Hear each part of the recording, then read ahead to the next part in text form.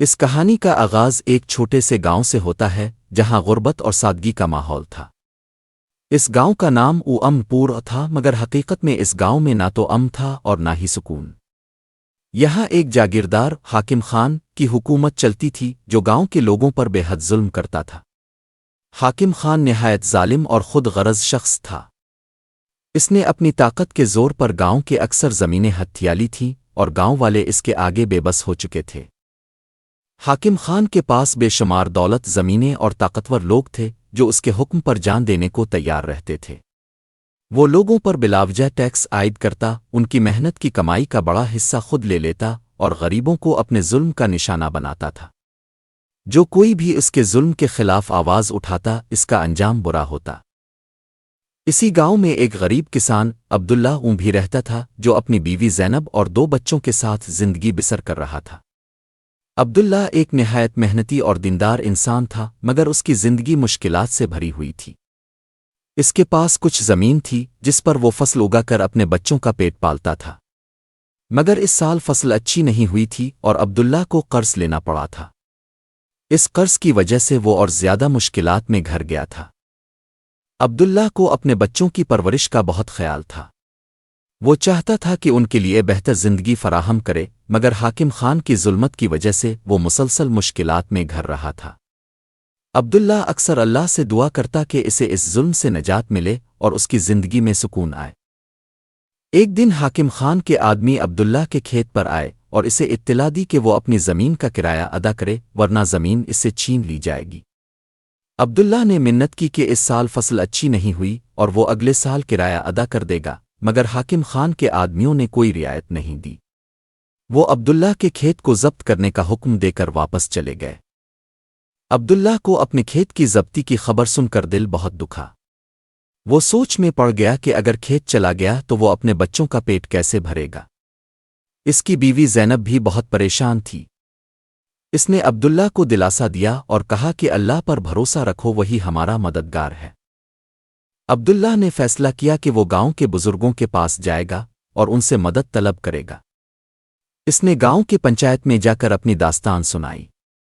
پنچایت کے لوگ بھی حاکم خان کے ظلم سے واقف تھے، مگر وہ سب بے بس تھے۔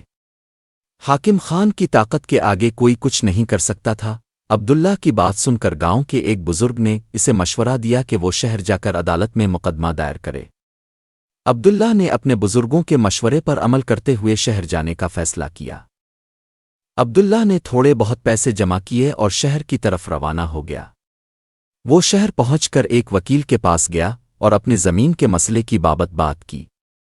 وکیل نے اسے یقین دلایا کہ اگر عدالت میں مقدمہ دائر کیا جائے تو انصاف مل سکتا ہے، مگر اس کے لیے کافی پیسے درکار ہوں گے۔ عبداللہ کے پاس اتنے پیسے نہیں تھے، مگر اس نے کچھ قریبی دوستوں سے ادھار لے کر مقدمہ دائر کرنے کا فیصلہ کی۔ عدالت میں عبداللہ نے مقدمہ دائر کر دیا۔ حاکم خان کو بھی عدالت میں طلب کیا گیا۔ حاکم خان نے اپنی دولت اور طاقت کے زور پر بہترین وکیل کیا اور مقدمے کو اپنے حق میں کرنے کی ہر ممکن کوشش کی۔ عبداللہ کو معلوم تھا کہ حاکم خان کے سامنے اس کے امکانات کم ہیں، مگر وہ پھر بھی اللہ پر بھروسہ کیے ہوئے تھا۔ عدالت میں کئی ماہ تک مقدمہ چلتا رہا۔ عبداللہ کا وکیل محنت سے اس کا مقدمہ لڑتا رہا، مگر حاکم خان کے اثر و رسوخ کی وجہ سے عبداللہ کو بار بار مشکلات کا سامنا کرنا پڑا۔ آخر کار ایک دن عدالت نے فیصلہ سنانے کا اعلان کیا۔ فیصلے کے دن عبداللہ کی بیوی زینب اور بچے بھی دعا گو تھے کہ اللہ ان کی مدد کرے۔ عدالت میں دونوں طرف کے وکیلوں نے اپنی اپنی بات رکھی۔ عبداللہ کا دل دھڑک رہا تھا۔ جب جج نے فیصلہ سنانا شروع کیا تو پورے کمرے میں سکون چھا گیا۔ جج نے فیصلہ سنایا کہ زمین عبداللہ کی ہے اور حاکم خان کو اسے واپس کرنا ہوگا۔ اس کے علاوہ عبداللہ کو جو نقصان ہوا تھا اس کا ہرجانہ بھی ادا کیا جائے گا۔ یہ فیصلہ سن کر عبداللہ کی آنکھوں میں خوشی کے آنسو آ گئے۔ اسے اپنی محنت اور اللہ پر بھروسے کا پھل مل گیا تھا۔ حاکم خان کے ظلم کا پردہ فاش ہو چکا تھا اور وہ عدالت کے سامنے بے بس ہو گیا تھا۔ گاؤں کے لوگ بھی عبداللہ کی فتح پر خوش تھے اور اس کا ساتھ دینے کے لیے تیار ہو گئے۔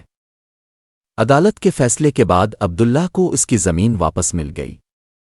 اس نے اپنی زندگی کو پھر سے ترتیب دیا اور محنت سے کام کرتے ہوئے اپنے بچوں کو بہتر مستقبل فراہم کرنے کا عہد کیا۔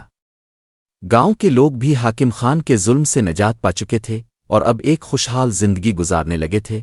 حاکم خان کی حیثیت گاؤں میں ختم ہو چکی تھی اور وہ اپنے ظلم کی وجہ سے تنہا ہو گیا تھا۔ گاؤں والوں نے مل کر ایک نئے سرپنچ کا انتخاب کیا جو انصاف پسند اور رحم دل تھا۔ اس کے بعد گاؤں میں امن اور خوشحالی کا دور شروع ہو گیا۔ یہ کہانی ہمیں ایک سبق سکھاتی ہے کہ ظلم کی عمر زیادہ نہیں ہوتی۔ ظالم چاہے جتنا بھی طاقتور ہو، اللہ کی عدالت میں انصاف ہوتا ہے۔ عبداللہ کی کہانی اس بات کی دلیل ہے کہ صبر اور اللہ پر بھروسہ رکھنے والا کبھی ناکام نہیں ہوتا، اور ظالم کو آخرکار اپنے کیے کا حساب دینا پڑتا ہے۔